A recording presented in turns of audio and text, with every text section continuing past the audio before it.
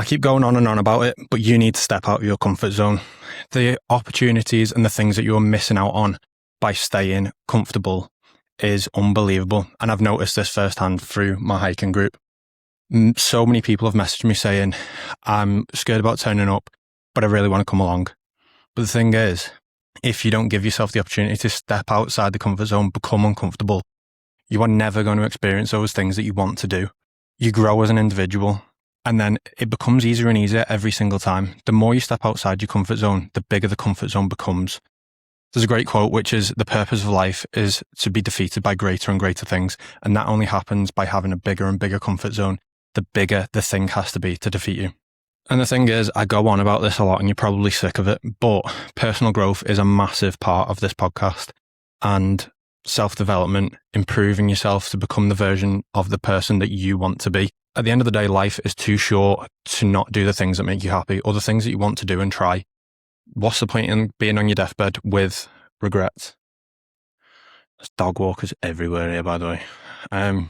They've massively thrown me off. Going back to my hiking group, it has been one of the most eye-opening things that I've ever done. I started it off as just a little walking thing around Christmas last year, and it has quite quickly become into a hiking group that goes camping and then that meets up with each other outside of the group separately. It is incredible to see the different types of personalities that we've got and the different backgrounds and how they all sort of intertwine with each other and get along. It is crazy. I often find myself sat there literally in a camp chair, just staring into the fire thinking, how have I managed to get this group of people and how do they all just link in so well? It's brilliant. And the thing is, pretty much every single one of them turned up alone. I get messages all the time saying like, how long have you been doing this? And really the hikes only started in May. So there's only been May, June, July, August. We go to Ben Nevis next month. The month after that, we're doing Scarfell. So by the time the end of the year, we've done all 3 major peaks in the UK, which is baffling, especially with a bunch of strangers that I would have never met unless I'd started this.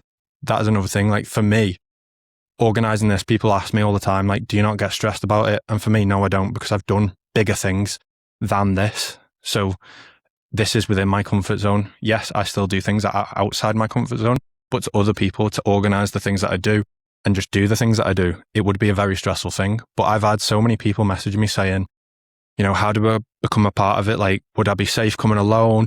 Like, how does it work? And like, I want to come, but I don't want to come on my own in case I don't fit in. And every single person that has came on this originally came alone, solo. And guess what? They've all stepped outside that comfort zone. And now turning up to the hikes is just like turning up with your mates. It is incredible the opportunities that you present yourself by literally just pushing yourself that little tiny bit, how you can change your life. Because now we've got merch, which again, someone joked about it. I'm the type of person that makes things happen. Again, it was within my comfort zone. I have a supplier for my podcast tops. It's not that big of a deal to go and design a Big Lad Hikes t-shirt. Then also we're talking about bigger and better things with the hiking group next year. We're talking about potentially going abroad. Like, it's crazy the opportunities that this has provided, not only the people that are in the hiking group, but me as well as an individual. It literally amazing the power that a couple of social media posts have, because it's about 75 to 90% of the people that come along now saw one post on TikTok, and it was about the Snowdon walk that I did. That reached 16,000 people, and pretty much everyone that turns up to the hikes now saw that post, and that's how they joined. But if we constantly stay in our comfort zone, then the only person that misses out is you, because you're not doing the things that you actually want to do. You're not living an authentic, true version of yourself. That's what it boils down to. And then at the end of the day, you're going to have regrets, because guess what? Say if you wanted to come on my hikes or any other event, you then see that on social media a couple of days later, the amount of FOMO that you're going to have and regret of not turning up is going to be massive. So why not just push yourself out there? Give yourself the opportunity for your life to get better, to have great experiences. It's like buying a lottery ticket. You're given the opportunity to win the lottery. Without pushing yourself out of that comfort zone, you're not giving yourself the chance to go and enjoy yourself and do something that you want to do. The negative thoughts in your head are often way worse than it plays out in real life. Just remember that. You are able to rationalize pretty much everything. There's one of the girls that comes on the hikes and she's great, but she also has ADHD and autism, which means that she stresses massively over little things. So quite often on the walks or before the walks, I have to basically sit there and rationalize all of the small little things that she's stressing about. And guess what? Once she's done that, she's brilliant. She doesn't even think about them when she's on the walks. She's massively a part of the team, the group now. And it is great just to see the personal development in each and every person that's turned up, because you can see it on the face when they turn up. It must be daunting. There's maybe 15, 20 of us stood there in the car park. Sometimes people are turning up for the first time on their own. Obviously, it is a little bit daunting, even as an adult, to go and meet new people. But once you get over that initial part and realize that there's other people there on their own, it's not that bad. You're all in the same boat at the end of the day. I started the group as hiking. The whole sort of background of it is personal growth and self-development. It's not necessarily about the hikes. It's about going and doing stuff that you want to do and not really caring about other people, because quite a lot of people won't do something purely because they're worried about other people's opinions of them. That is not a way to live. Again, you're not living your authentic self. I'm a great example of this, I would say. I've posted on social media through my fitness account. I'm sponsored by My Protein. I've met God knows how many people through that I still speak to this day. I have the podcast. I've spoke to people all around the world. I was thinking before, I've had 4 guests on from America. I've had 2 guests on from France. I've had God knows how many. I've had people from Australia, New Zealand, all over the world. And that would have never happened unless I'd put myself out there. And I'm not bigging myself up here, but I'm an example to show you that literally a couple of posts on Instagram or TikTok, whatever it is, can change your life. I started the Big Lad hikes as just walking around in a park. And now look at me, looking at going abroad next year with a hiking group that I didn't meet until a couple of months ago. It's crazy. The opportunities are out there and they're endless, and it's so easy now because we are connected by phones, computers, social media. If you use them in the right way, you can completely change your life in a couple of posts. It's absolutely insane. So if there's something that you want to do, it doesn't even have to be posting on social media. Just if there's something out there that you want to do, go and grab life by the balls, literally, and just go and do it. Because like I say, life's short. Life is short. Like, if you're lucky, you've got 80 good years. Why would you want to get to 80 and think, geez, I wish I did that when I was 23, or I wish I'd have gone and spoke to this person or wherever. Don't live life with regrets. It's not a way to live. It really isn't. And like I said just before, the negative image in your head is always way worse than how it actually plays out. It's never that bad. It's never that big of a deal. It's not that deep. I hate the saying, but it's not that deep. Just go out there, live your life, enjoy yourself, go do it. And, who knows? Even if it fails, who cares?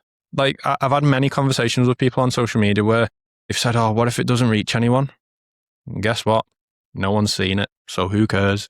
Post again. It might reach someone.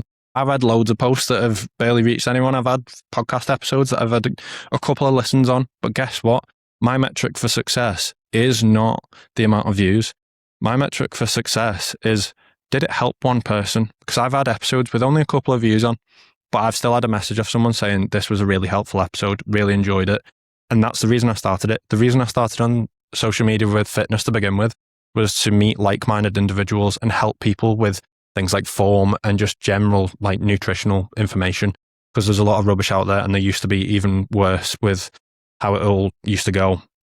Through that, it wasn't about the likes, the followers or anything like that. It was about, did I help someone with this post? If I did, great. If not, let's try harder again the next time. People these days are often too bothered about follow counts, views, likes. They don't really push the button. I know many people with 1 million followers on Instagram barely have any sort of community behind it. My hiking page has 350 followers. I've got a community of 20 to 30 solid people that turn up to pretty much every walk. It's great. That's a community. Having 1 million followers and having nothing behind it is pointless. It's worthless. Just stop getting hung up on numbers. That should not be a metric for success. Have a bit of discipline about it. Turn up each day. And then be authentic with it, because if you're chasing views, if you're chasing followers, everyone can see through it, especially these days. Everyone's onto it. People want authenticity. People want unpolished videos, because you know what? I can relate to that, because I might not have a 5-10 grand camera. At the moment, I'm on an iPhone and my Sony ZV-E10, which is not like a crazy camera. It's on the standard lens. It's not anything crazy, weird or wonderful. Yeah, it's a couple of £100, but it's not like a cinema camera that, say, Chris Williamson's on. It's a very basic setup in the grand scheme of things. People want talking to camera, like face to camera content on your phone. People want to see just authentic stuff that they can relate to. That is the major thing about content these days.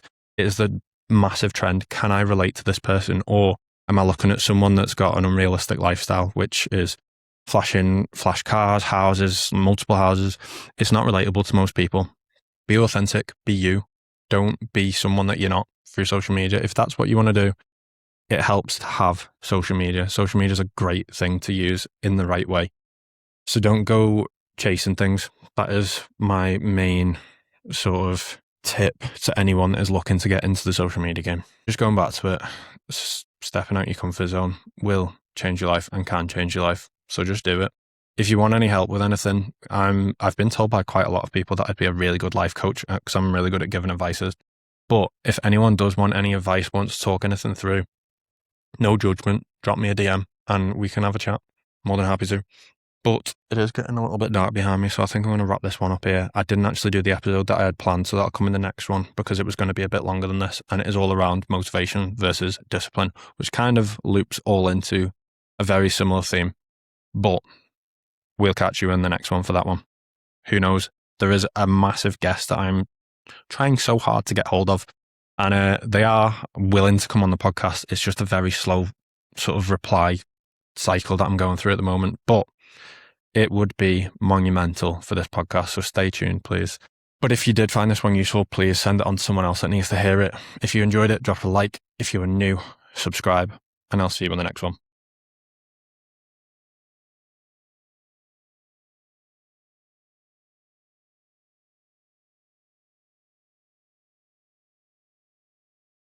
What a life.